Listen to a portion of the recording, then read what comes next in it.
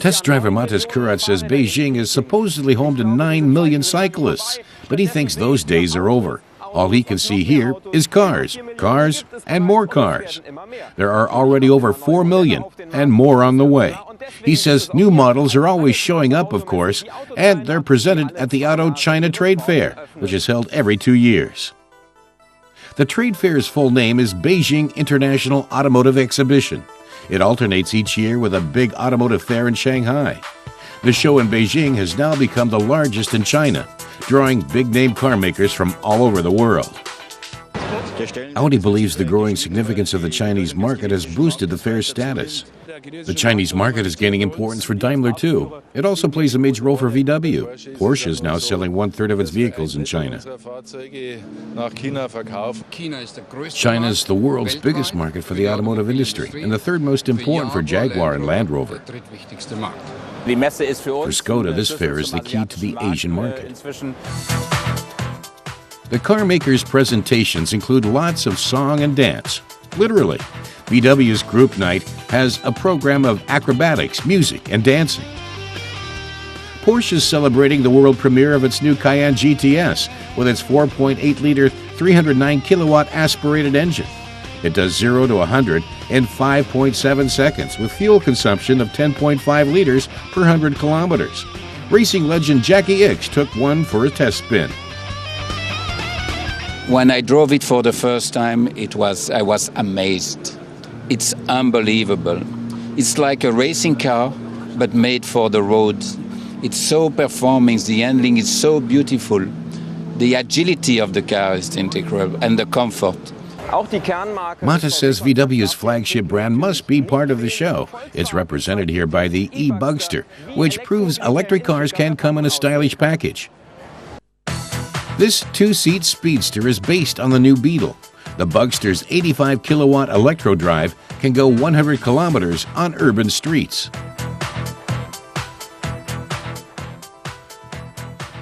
VW's Ulrich Hackenberg says electric drive is a very important technology for China, and he stresses that electric vehicles can offer more than their practical value as environmentally friendly and fuel efficient. They can also be fun. His company is out to prove how cars that can be good for the environment can be lots of fun to drive as well.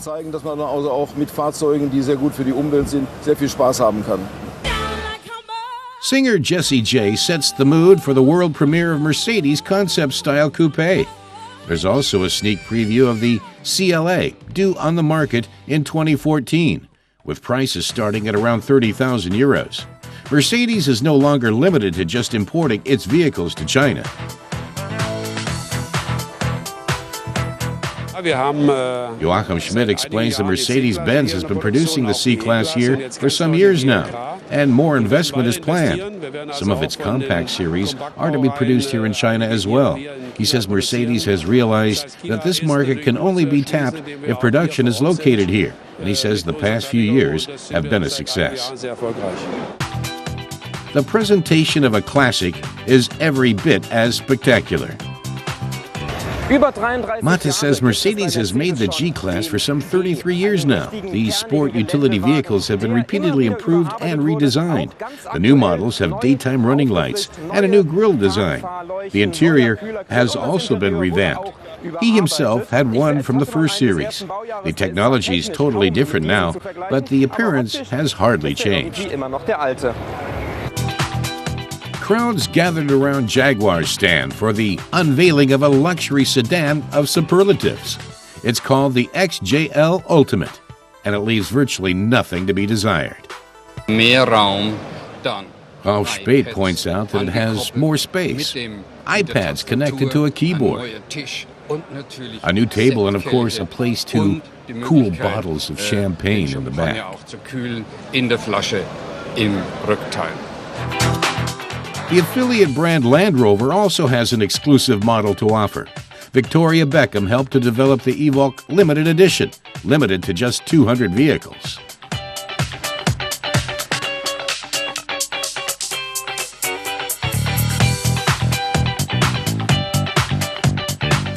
Audi too is here with a world premiere.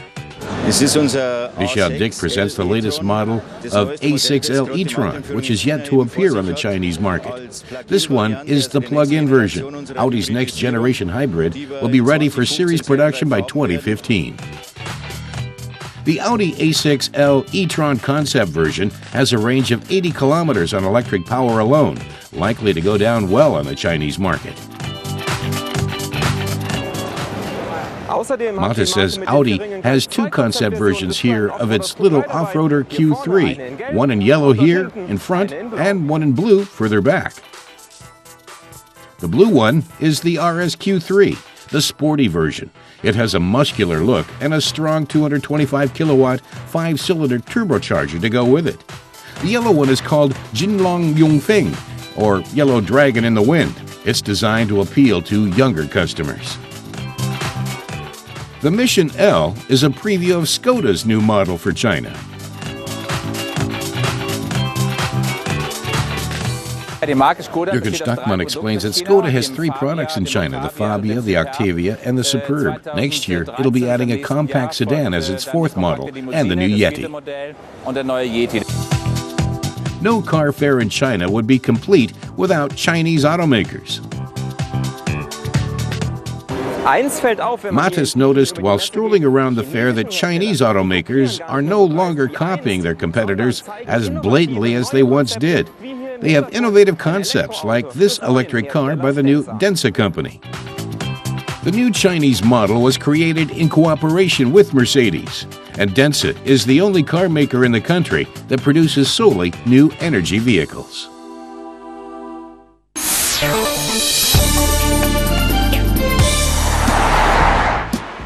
Gasoline hybrids are ideal for drivers who spend most of their life in the city, waiting at traffic lights or in traffic jams. That's exactly what they were designed for. But the bigger, more powerful vehicles really come into their own on open highways and the freeway. That's when a diesel is more economical. Mercedes has taken that a step further, combining a diesel engine with an electric motor in the E300 BlueTech hybrid. The 4-cylinder diesel engine boasts 150 kilowatts of power, and the electric motor provides a further 20 kilowatts. The electric motor is installed in a space-saving configuration between the diesel engine and the transmission, providing a boost effect during acceleration and recovering energy during braking. Mercedes' Michael Weiss says the combination of diesel engine, electric motor, and 7-speed transmission means you get all the driving characteristics of hybrid vehicles, like silent start, for example. You start the vehicle without a sound and move off using electrical power alone. If you accelerate on the freeway, you get a boost effect with the electric motor providing 250 Newton meters of torque and 20 kilowatts of additional power. Then during braking, the energy can be fed back into the battery and provided again later for acceleration, driving in fully electric mode or as a boost.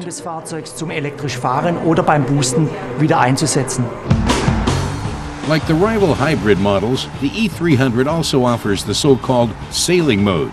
This helps to lower fuel consumption on open roads. If you take your foot off the gas pedal, the diesel engine shuts down, and the desired speed is maintained by the electric motor alone until the battery needs recharging. But Mercedes goes a step further. Michael Weiss says this function can be further enhanced by pressing the Sailing Plus lever on the steering wheel. This allows you to coast for longer, taking you out of the city and saving fuel on open roads and on the freeway.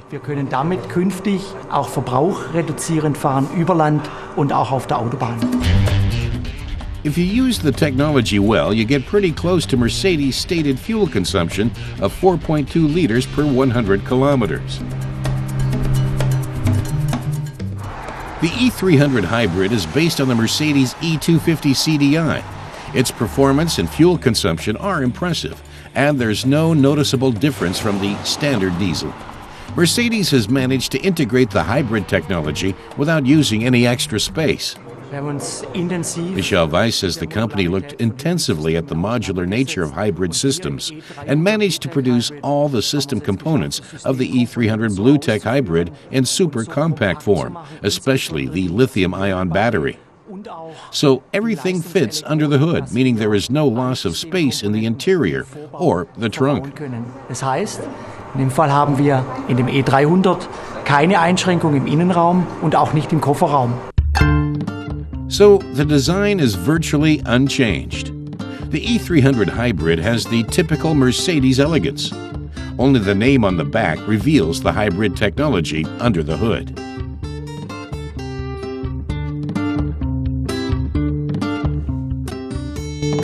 The same applies to the interior. The only obvious changes are the lettering, the lever for sailing, and the charge indicator for the hybrid drive. The E300 BlueTech Hybrid boasts CO2 emissions of just 109 grams per kilometer, making it especially attractive to speed demons. Starting this summer, the diesel hybrid will be available on the European market as a sedan and a station wagon. The price tag in Germany, 51,800 euros. That's around 3,500 euros more than the standard diesel model with comparable fittings.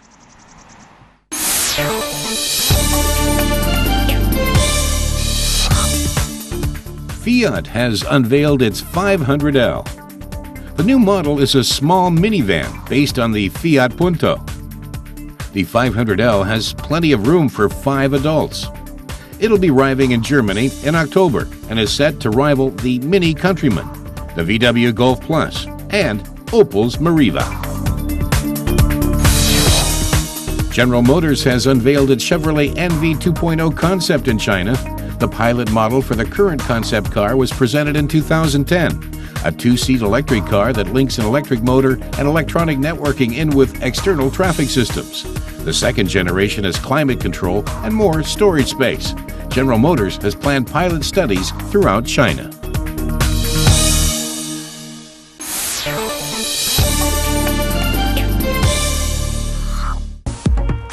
Idyllic Cabo da Roca, Portugal. In spring 2012, an attractive backdrop for VW to present changes and developments in the Beetle. Volkswagen has expanded its range of lower-powered, more efficient engines. The new version is a 118-kilowatt gasoline-powered VW. We tested it with the extras that come with the design version. It consumes an average of 6.6 liters per 100 kilometers, and a 6-speed manual transmission is standard. Andre Tietje touts the new downsized engine that consumes less fuel. The 1.4-liter TSI with 160 horsepower and the 1.6-liter TDI with 105 horsepower come equipped with Blue Motion technology. Consumption's down to 4.3 liters per 100 kilometers. This is the most fuel-efficient Beetle ever. Blue Motion means fuel-saving measures and efficiency. But back to the innovations. The new engine is now where the original Beetle had its trunk.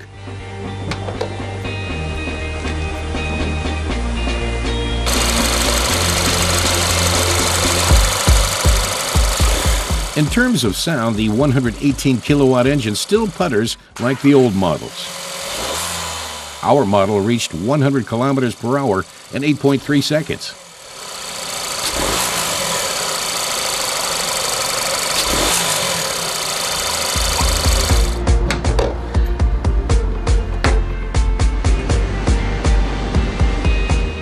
The Beetle has grown in all directions, so the roof is broader and the rear window has moved further back.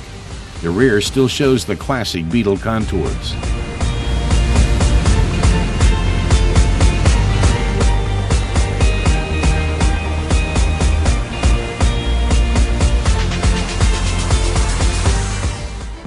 Standard equipment includes an electronic stability program, hill climb assist, and daytime lights that unfortunately can make the car seem cross-eyed. The trunk is roomy and can accommodate a large piece of luggage, like a hard shell suitcase. With the back seats folded down, the trunk holds up to 905 liters. The interior of the design version echoes the exterior color. A Fender loudspeaker system ensures optimal sound. GPS and climate control are optional.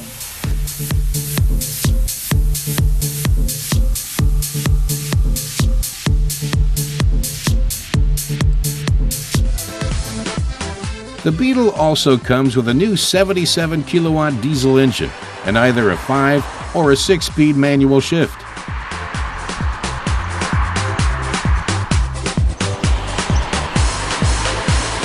Volkswagen's target clientele is flexible, in keeping with the Beetle tradition.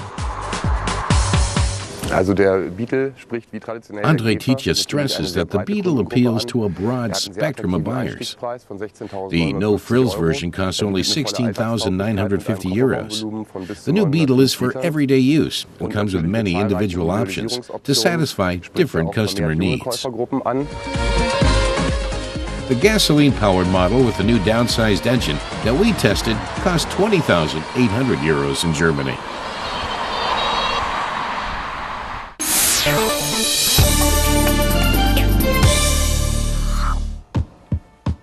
A night in Tokyo in 1987. The young auto designer Soji Takahashi had a wild dream. He wanted a car in the style of the 1960s, but stuffed full of luxury and high-tech systems. And his dream came true. Takahashi won a design competition from the Nissan company, and 4 years later a vehicle named Figaro FK10 rolled off the production line. But only 20,000 were made, and all of them for the Japanese market.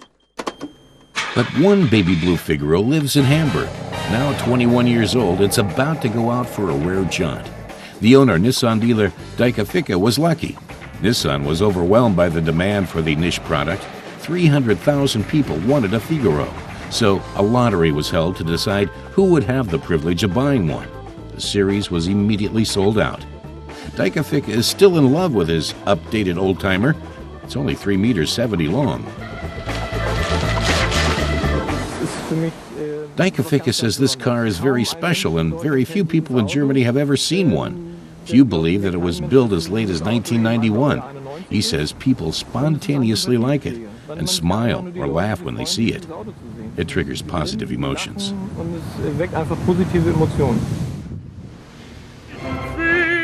In 1991, a CD player in a car was still very exclusive, especially one with 150 watts of power.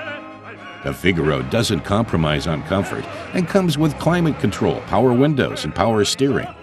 The ivory-colored cockpit with its playful round instruments is very reminiscent of the 60s. Massive bucket seats upholstered in Connolly leather make the Figaro a rolling luxury salon. Hey, Figaro! The fun is perfected with the convertible option. Just a few hand motions, and the Figaro's retro cockpit is an open-air stage. Daika Fika talks shop with Friedrich Kalkofen, who has specialized in importing the cute little Japanese car through Bremerhaven. Kalkofen notes that the Figaro has to be modified to fit current European standards. Changes are needed in the light technology, and sometimes in the exhaust as well. The heart of the Figaro has more than proved itself over the years. The 950 cubic centimeter 4-cylinder turbo engine from the Micra gets 76 horsepower. And so the 810-kilo car has a top speed of 160 kilometers an hour, as fast as a full-size car.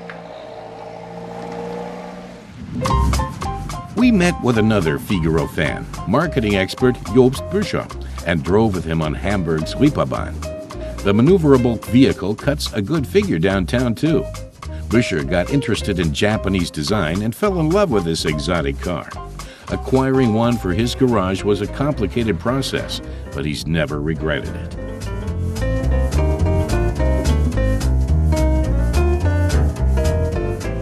Parked in the pedestrian zone, the Figaro attracts plenty of interest. Jobst Büscher says that's an added bonus. The car is a good talking point, and he loves meeting new people. Years earlier than the Mini, the Beetle, and the PT Cruiser, Nissan's Figaro was a pioneer in retro design in cars.